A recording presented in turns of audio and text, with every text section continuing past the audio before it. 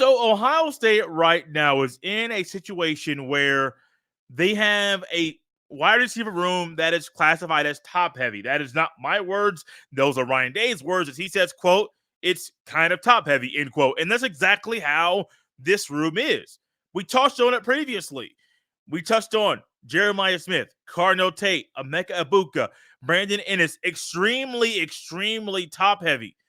And then you got guys like Jayden Ballard, CoJo Anwe, Bryson Rogers. I'm even going to throw Mylan Graham in that conversation as well. I think he is, if Rogers, Antwi, and Ballard are the next three outside of the top four, I would say the next guy in that list is Mylan Graham, maybe.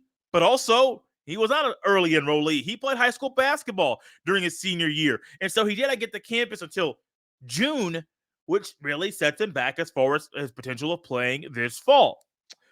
So when it comes to these three guys, they need to be making impressions.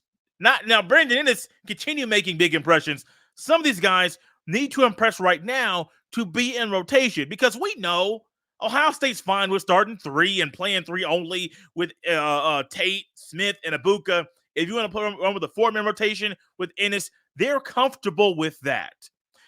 Then the issue is, do they run with 5 or 6? Maybe. But what does Ohio State need from one of these guys, or two of these guys, or all three of these guys for the rotation to be expanded? Trust.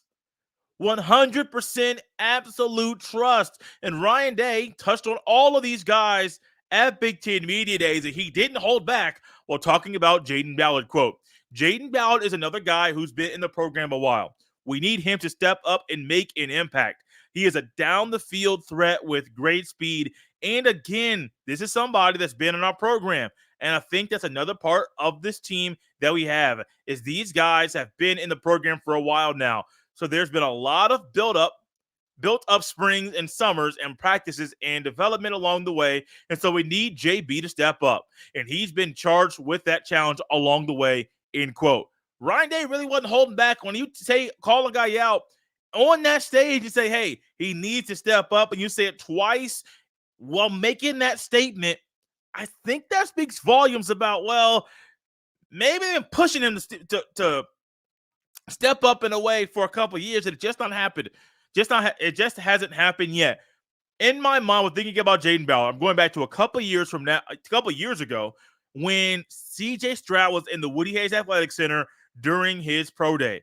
And one of the younger receivers that was catching passes from Stroud on this day was Jayden Ballard. And I remember the ooh and the ah and the buzz inside the Woody when Jayden Ballard was out there catching deep balls. And the story and the narrative about him after that day was he might be the next guy to step up. One of the guys to get on the field to make big plays. Might be. And people said, oh, Jayden Ballard might be a guy in the future that is out here catching passes on his pro day going into right before the NFL draft, not on someone else's pro day. Well, last year, people thought, hey, maybe he could, be one of those guys, and we ain't seen it yet. Now, we've seen him in the return game a little. We ain't seen nothing where it's saying, hey, consistently keep him back there. Yeah, I know what they say. He can be a down-the-field threat. We still need to see it. And if he shows that during fall camp, he's going to earn playing time. Period, point blank. If Jayden Ballard shows everybody he can be a down-the-field threat during fall camp and do it consistently, and he steps up like Ryan Day wants him to, he will earn playing time. That's it. Now, I do think Brian Hartline would be cool running with 5 receivers. Would be cool running with six receivers. Would be a little bit out of the norm for him. But you want to keep your guys healthy, especially when you're playing. If you want to accomplish all your goals, you're playing 16, maybe 17 games this year. That's the goal, at least, is to play 16 games, have that first round bye. You want to do that. And what do you need? Health. You need you guys to stay healthy. And maybe playing more receivers throughout the regular season means your top end guys stay healthy and they're healthier at the end of the year. Another guy that Ryan Day spoke on at Big Ten Media Days is Bryson Rogers. Now, Bryson Rogers is a guy, man, if you ever will remember, this offseason he entered the portal, I believe, during the first portal window, and then came back to Columbus and realized being a Buckeye is the right thing for him. Well, Ryan Day spoke on Bryson Rogers at Big Ten Media Days about some things that they need to see from him. Quote, Bryson Rogers is another guy that gives us some playmaking ability in the slot.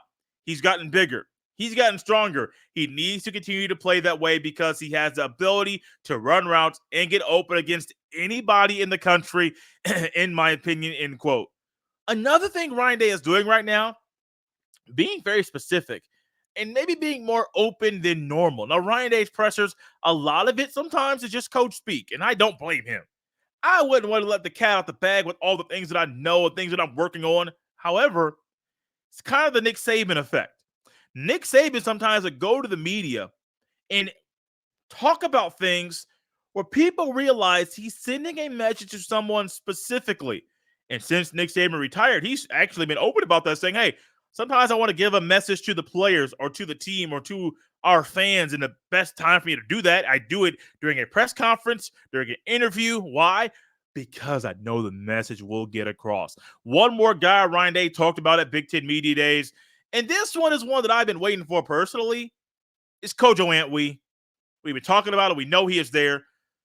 But Ryan Day says, hey, he has to step up too. Quote, CoJo Anwe is somebody that has to step up as well. And then we have some other young guys in there that have an opportunity to do that. So that 4, 5, 6, and 7 is going to be critical in solidifying the wide receiver depth, end quote. I think Ryan Day might be on to something. I mean, recently with Brian Smith on the show, Locked On Recruiting Analyst, we touched on Zach Smith and something he said on his show in regards to the wide receiver room that he coached in the way that Heartline currently uses the receivers. He's like, hey, Heartline doesn't really use 5 or 6 guys. And we all remember with Zach Smith, he used 5 or 6 guys, and we saw how fresh they were, how it was really hard for the opposition to stop them. Maybe Ohio State doesn't believe they have 5 or 6 guys right now. The hope is at the end of fall camp, they realize, hey, we got 5 or 6 guys that can get the job done. Maybe it is the top 4 guys we mentioned, and the next 2 are Ballard and Anwe, or Ballard and Rogers, or any combination of these 3 guys here. Maybe Reese Stockdale is out there doing this thing. Maybe, just maybe, Malvin Graham, a true freshman, gets in the mix as well. Not sure exactly who it might be, but for Ryan Day, I think he's onto something, and I have nothing wrong with him publicly saying and calling out certain guys and saying, y'all need to step up. Because I think I can say this with a little boldness. If Ryan Day is saying it publicly, he's saying the same thing behind closed doors, saying the same thing in practice, saying the same thing with those guys in meetings. I think I can say that publicly and boldly, because I don't think Ryan Day would come out there behind a podium and say that if it wasn't said during practice or behind closed doors before Ryan Day took the trip to Indianapolis for Big Ten Media Days.